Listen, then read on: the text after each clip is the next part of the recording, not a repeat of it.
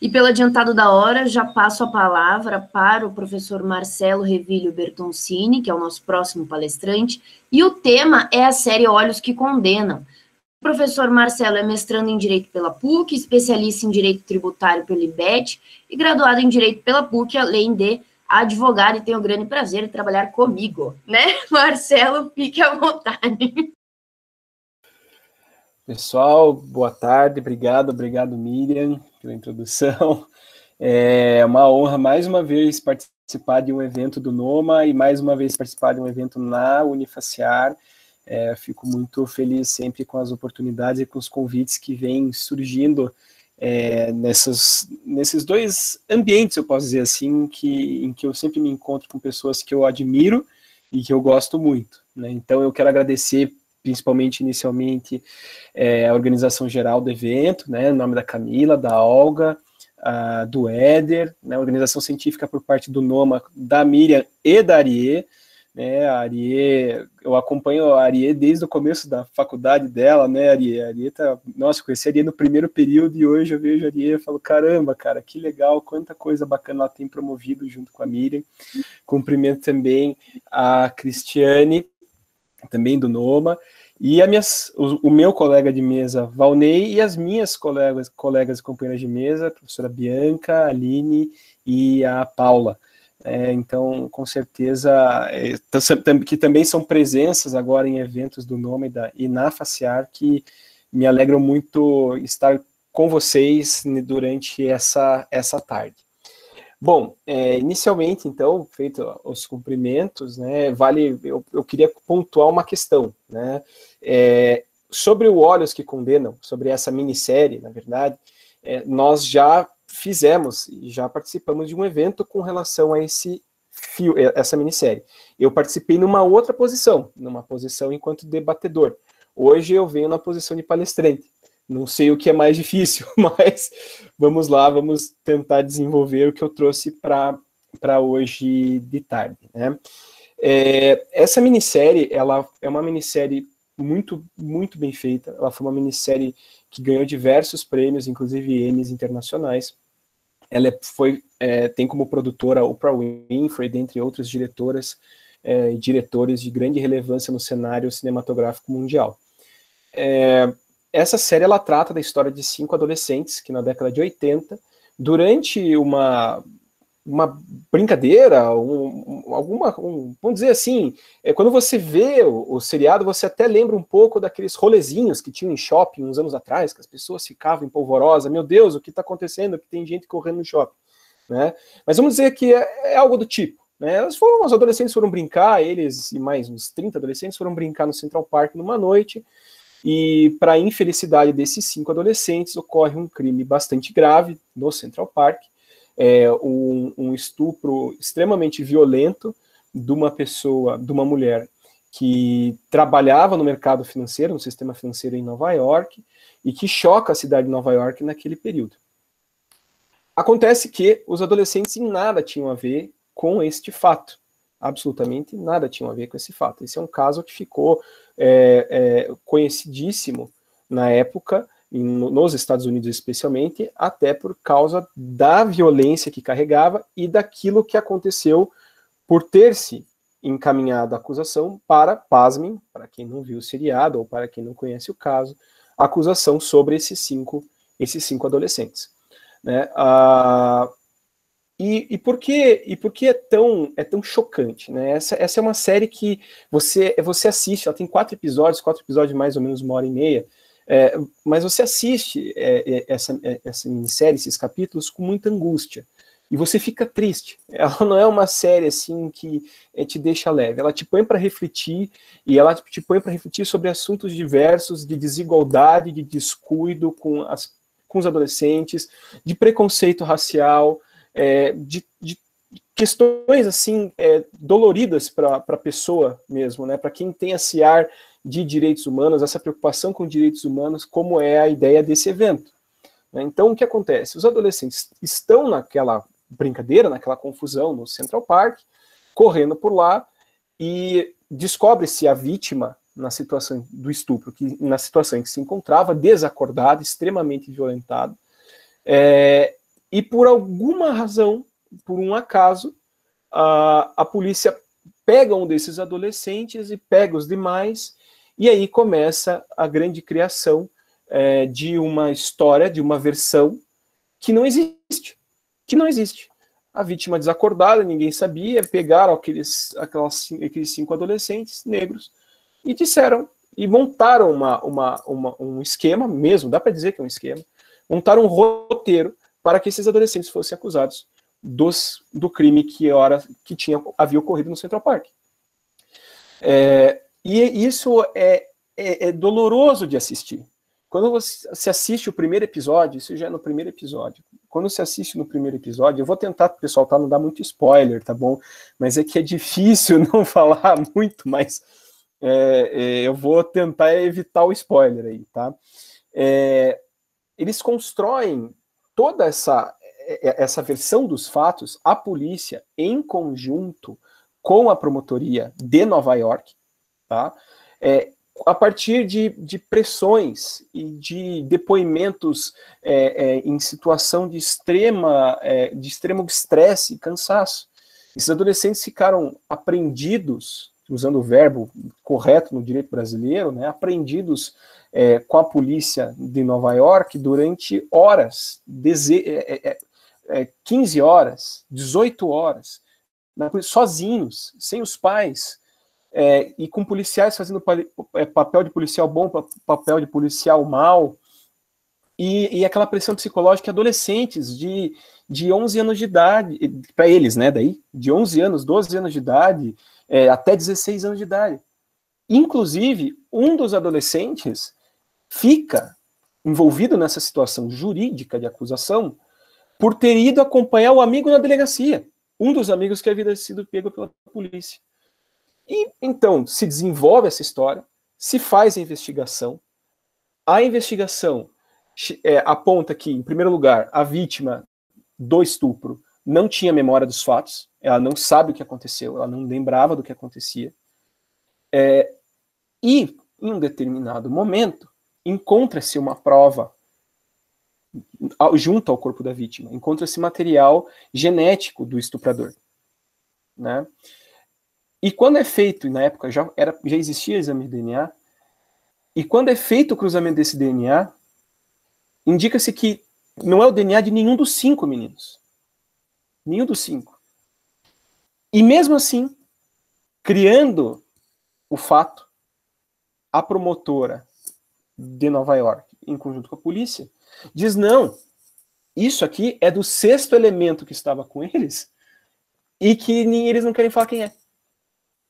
E aí os adolescentes, naquela situação de pressão, acabaram ou confessando, ou dizendo que foi o outro. E eles eram amigos, eram conhecidos, mas no desespero e na pressão eles assinaram aquilo. O segundo episódio vai para julgamento. Vai ao julgamento dos adolescentes. Os adolescentes, no meio de uma confusão, as mães super preocupadas, e aquela situação horrorosa, e advogados, pessoas de pouco poder aquisitivo, acabam contratando advogados não especialistas na área, e aí um tromba com o outro, monta uma estratégia de defesa, e os adolescentes são condenados. Eu vou parar por aqui, porque essa é a parte pública da história já, mas eu precisava contar até aí, porque daí os outros episódios seguintes, eles vão tratar do período em que eles ficaram presos e do período em que eles saíram da prisão já como homens adultos, né? E o que eu queria pontuar com vocês acerca do que essa série nos ensina, especialmente na ideia de direitos humanos. Então, bom, vamos lá. O Valnei, que me antecedeu, estava falando do melhor interesse da criança aqui, enquanto ele falava da parte cível do que a gente tem no ECA, no Brasil, tá? Agora eu estou partindo para o direito brasileiro, tá? Eu não estou tratando mais de direito americano e nem de lei criminal do estado de Nova York, tá? Porque lá cada estado tem a sua legislação penal e assim por diante. No direito brasileiro, a gente tem como princípio condutor do ECA o melhor interesse da criança. E esse princípio, ao meu sentir, ao meu ver, ele parte de uma condução, ele parte de uma ideia, de um pilar do direito da criança e adolescente no Brasil, que é constitucionalmente posto, e também no ECA, que é o de pessoa em desenvolvimento. Então nós temos, enquanto crianças e adolescentes, nós somos pessoas em desenvolvimento. Nós estamos numa fase especial para adquirir as qualidades e as especialidades necessárias para o desenvolvimento enquanto futuros adultos. Então, ideias de cidadania, a própria formação educacional técnica, a própria formação de caráter, a própria formação de vida que você vai levar, a vida religiosa, filosófica, enfim, de tudo aquilo que a gente escolhe durante esse período de vida. E é isso que nós temos, que conduz o ECA a tratar as questões da criança e adolescente de forma especial. Na verdade, é isso que fez a Constituição prever essa proteção especial em primeiro lugar, e do que o ECA consolidou depois.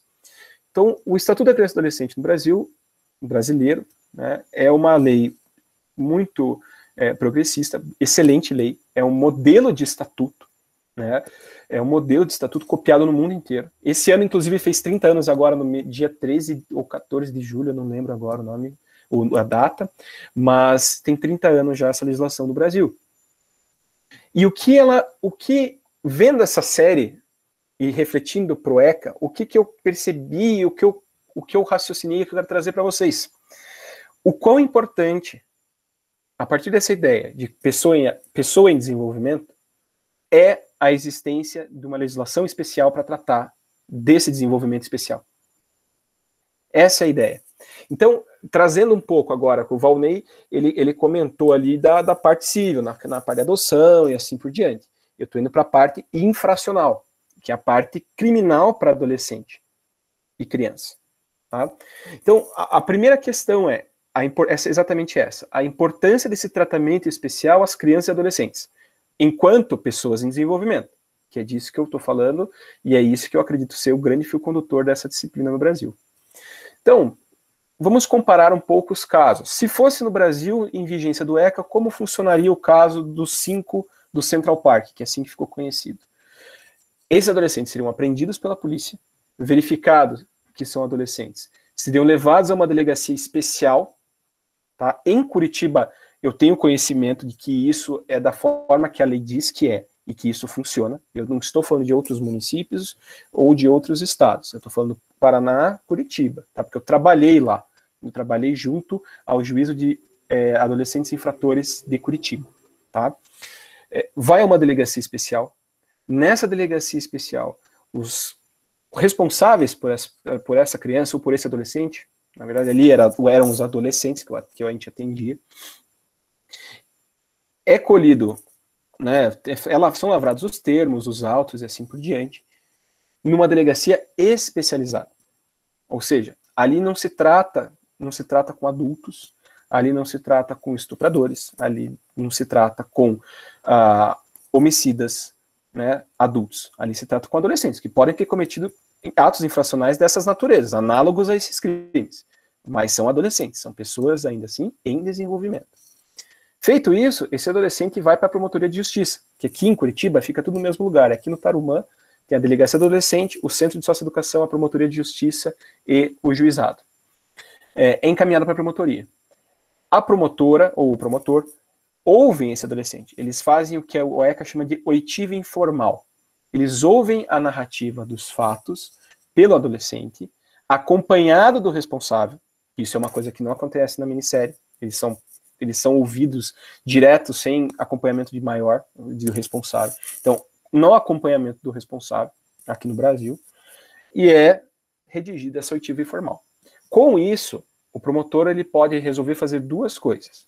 Ele pode liberar o adolescente para ser ouvido posteriormente, daí, e propor um termo de remissão, tá? Então, é feito um acordo entre o adolescente e o promotor de justiça, homologado pelo juiz do adolescente infrator, no qual se acordam medidas que esse adolescente deve cumprir. Seja advertência, medidas socioeducativas no caso, né?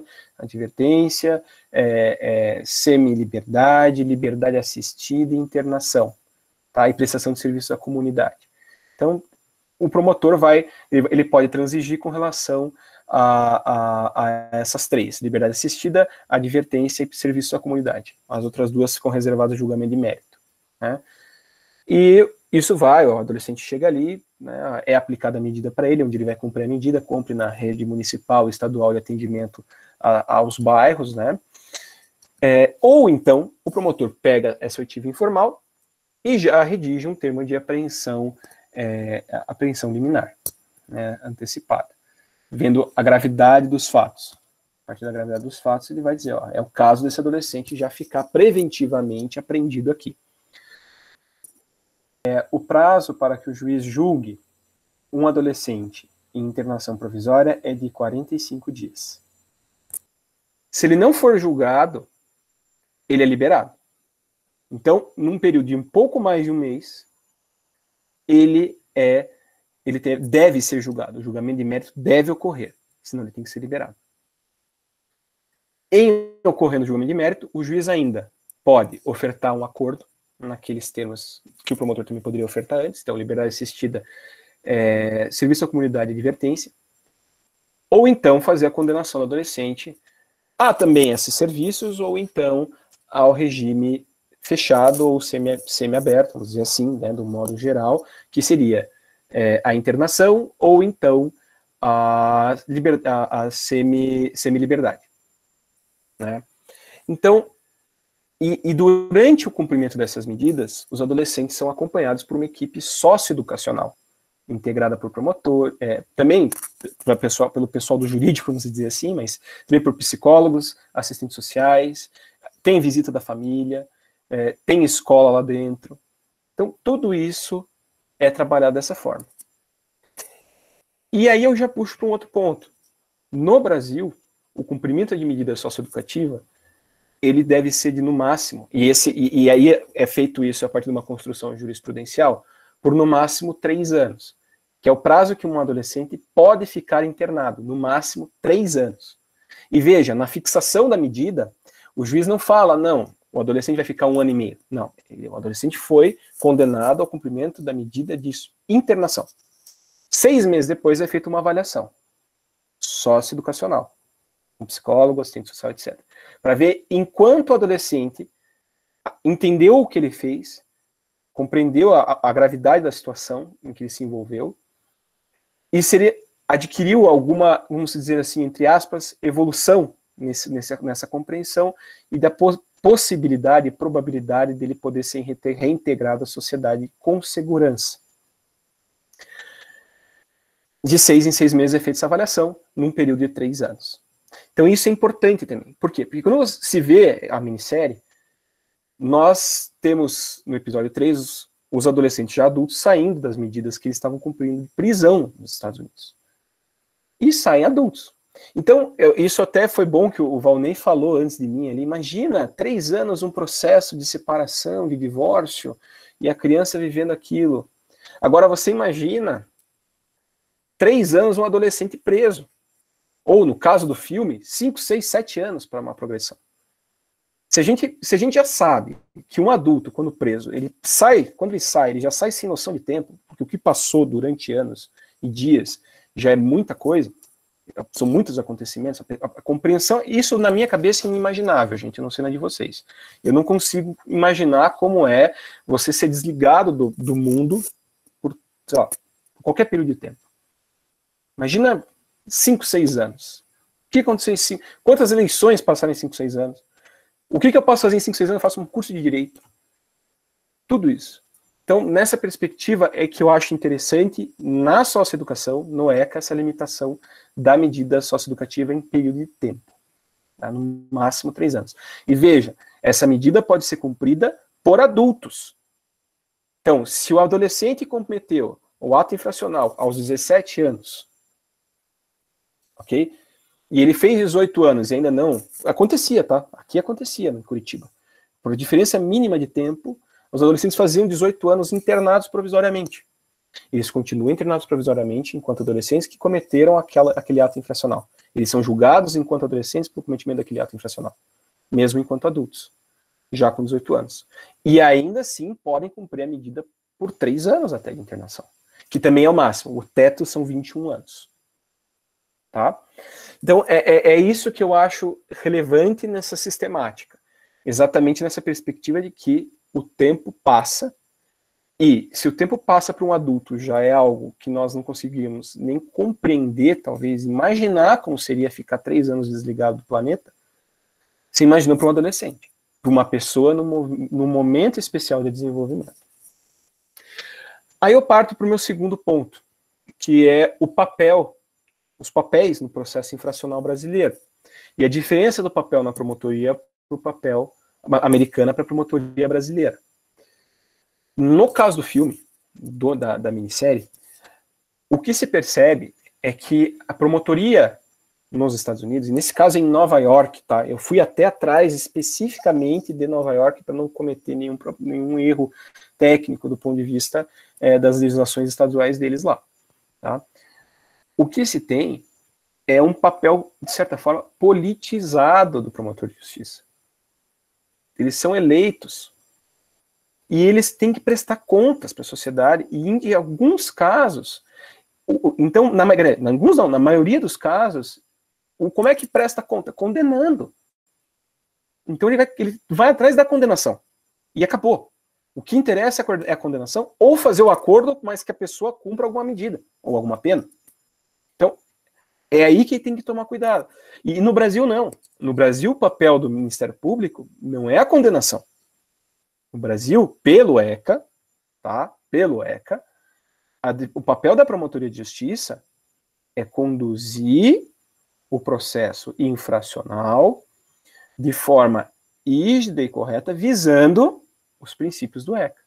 O melhor interesse da criança e do adolescente e, na minha opinião, como eu já coloquei, o mais importante, respeitar essa especial condição de pessoa em desenvolvimento. Então, o promotor não vai querer, na verdade, ele não pode simplesmente pedir internação adoidado. Não, é internação, não. Ele vai pedir aplicação de medidas.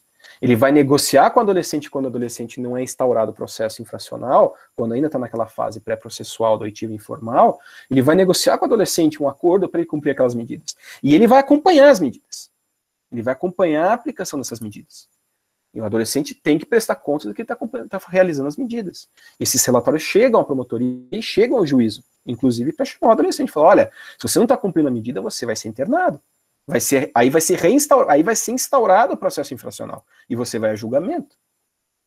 Então, o papel da promotoria que me chamou a atenção, e inclusive, pessoal, após esse seriado ter sido disponibilizado, as pessoas terem assistido, as críticas terem ocorrido, as promotoras do caso, que eram 2, agora me foge os nomes, pessoal, tá? Eu peço desculpa, não me foge os nomes, isso se procurar o 5 do Central Park, se encontra facilmente.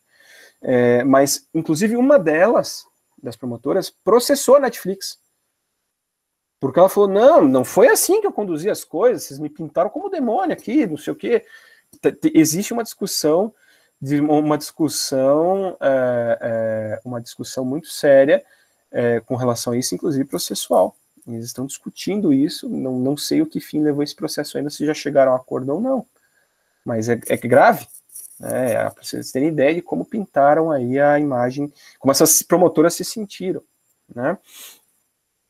Então, eu acabo encaminhando para esse raciocínio.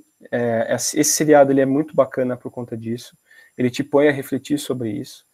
No final das contas, esses adolescentes lá na frente, descobre-se que não foram eles, isso vem a público, né, por uma ocasião de sorte. Quem for ver, quem for ler sobre o caso vai ver por quê, mas foi sorte. E o que impacta muito é essa imagem deles saindo e, bom, e agora? O que eu vou fazer? Eu não fiquei preso por 3, 4, 5, 6 anos. Né? E esse papel e essa importância do ECA. Então, muitas vezes a gente acaba pegando momentos de grande clamor social, um clamor público elevado, e isso muita gente acaba falando de redução de maioridade penal, muita gente... Bom, nesse caso, né, inclusive é emblemático o aparecimento do Donald Trump no seriado, aparece uma entrevista que ele deu na época, ele estava em ascensão em Nova York enquanto grande investidor imobiliário, e ele pedindo a pena de morte, o retorno, a volta da pena de morte no estado de Nova York, tendo em vista o grande horror que os 5 de Nova York teriam, do Central Park, teriam promovido. E o ECA vem para isso, o ECA vem para segurar isso. O ECA vem para falar, não, vamos devagar, o cumprimento de medida não pode ser dentro de um período que seria para um adulto. Há muitas discussões, pessoal, né? Isso eu acabo não querendo entrar, isso eu acho que pode deixar para os debates depois e assim por diante. Mas é muito delicado. E quando você pensa que é uma pessoa em desenvolvimento, o que vai ser essa pessoa? No caso, o que vai ser dessa pessoa se ela fosse internada, que né, é o nome da medida no Brasil, com adultos. Então, é de se refletir. E eu gosto de finalizar, eu procurei estudar um pouco dessa questão da legislação de Nova York em específico, por causa do seriado, dos fatos terem ocorrido lá, e do seriado retratar essa realidade lá, né, tive que fazer uma busca histórica, talvez, aí também um pouco, porque isso foi na década de 80. E eu também gostei de fazer, isso eu comecei a fazer agora que tem o Noma, né, por aí, fazendo a gente pensar em arte e direito, né. Eu comecei a minha pesquisa, inclusive para o evento anterior, quando a gente já falou desse seriado, dessa minissérie, procurando as avaliações. Eu falei, vamos procurar as avaliações desse seriado, vamos procurar as reviews desse seriado. E procurei um jornal britânico e 2 americanos. Um deles, na verdade, é uma revista. E os jornais, geralmente, eles fazem avaliações, mas não, as atuações, tudo mais, legal, bacana, a direção, a luz, disso talvez eu não entenda nada. disso eu não vá entender, eu não sou especialista em cinema, né? Eu sou formado em Direito. Mas na avaliação da revista The New Yorker, ele fez 2 avaliações, uma de perfil assim mais técnico e outra de perfil mais político e social, posso dizer.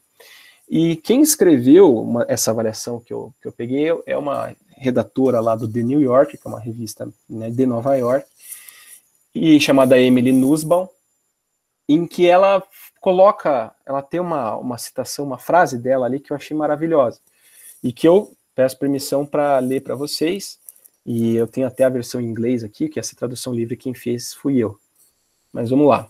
Então ela diz assim: a minissérie retrata um sistema de justiça racista e um igualmente sistema penal ruim, bem como de uma mídia que amplifica as mentiras e põe os meninos na prisão. Mas sua maior preocupação, seu método e tema, é empatia. Não uma empatia doce e manipulativa, mas uma rigorosa com caráter corretivo. Como o título indica, foca em meninos que eram vistos como um grupo, reduzidos a indiferente bando de animais. Isso, inclusive, durante a minissérie, eles chamam de bando, animais, demônios, né, e assim por diante. E insiste que eles sejam vistos como indivíduos, crianças dignas de amor, e anos depois, homens dignos de justiça. Se eles são livres, nós somos livres. Então, essa preocupação, quando eu li isso, eu falei, gente, em Curitiba, como eu falei, eu posso dizer de Curitiba que eu trabalhei aqui no Adolescente Infrator, era isso que a gente tentava, especialmente na aplicação de medidas quando vinha a remissão, o termo de remissão do Ministério Público. Explicar o porquê ele estava ali. A gente conversava com os adolescentes. A gente conversava, olha, você não pode dirigir com menos de 18 anos. Eu brincava com os meninos, eu acabava brincando. Eu sei que a gente fica louco quando tá com 17 para 18 para dirigir um carro, a gente tá alucinado, a gente procura tirar a carteira no dia seguinte, no dia do aniversário. Mas não faça que você vai vir aqui, é errado, se acontece um acidente, seu pai é responsabilizado. Você está cometendo um ato de infração, não pode, é crime no Código de Trânsito. Não faça. Então, era procurar essa empatia. E essa empatia, ao meu ver, ela tem a ver com essa ideia de pessoa em desenvolvimento. Nós temos que ter empatia, querer compreender por que aquilo aconteceu, como aquilo aconteceu, quais as circunstâncias em que aquilo aconteceu, e até mesmo para aplicar uma medida mais dura. Mas é muito gratificante, e eu vi isso acontecer algumas vezes, quando o adolescente, ao final da cumprimento da medida, vinha agradecer. ele vinha assinar o termo de finalização ou de busca, que às vezes ficavam apreendidos no celular, uma roupa, um boné, e eles vinham agradecer o juiz pela medida, exatamente por essa empatia não doce, manipulativa, mas uma empatia rigorosa, de caráter corretivo. Você não pode fazer isso. Você se põe em risco ao fazer isso. Então, os adolescentes que vinham agradecer. E aí eu quero fechar só comentando que a Camila estava falando ali no final do Valnei, sobre a disciplina de mediação e como a gente trata as coisas no Brasil, no ensino jurídico. E eu digo, no Brasil a gente tem uma grande falta, para quem gosta e estuda direitos humanos, e a gente acredita que os direitos humanos, na sua aplicação e na sua compreensão e assim por diante, a grande falta que tem no Brasil é que a gente não estuda, durante a faculdade, os estatutos especiais de proteção à pessoa. São disciplinas eletivas em algumas faculdades. Alguém conhece a fundo o Estatuto da Pessoa com Deficiência? O que se sabe hoje do Estatuto da Pessoa com Deficiência é que mudou a capacidade civil. É isso que as pessoas falam do Estatuto da Pessoa com Deficiência. Alguém conhece mais a fundo o ECA? A faculdade não vê ECA, não fala em parte infracional. Não fala. Falam aqui na parte de adoção, uma parte, e acabou. Estatuto de idoso, Estatuto da primeira infância. No Brasil a gente tem tanta legislação de direitos humanos e a gente não estuda isso. A gente não vê na faculdade. A gente estuda direitos humanos aonde? No curso de direito constitucional. Estuda para abrir direitos fundamentais. E o que a gente aprende? Que direitos humanos é a perspectiva internacional dos direitos fundamentais. Isso está cimentado na cabeça da gente.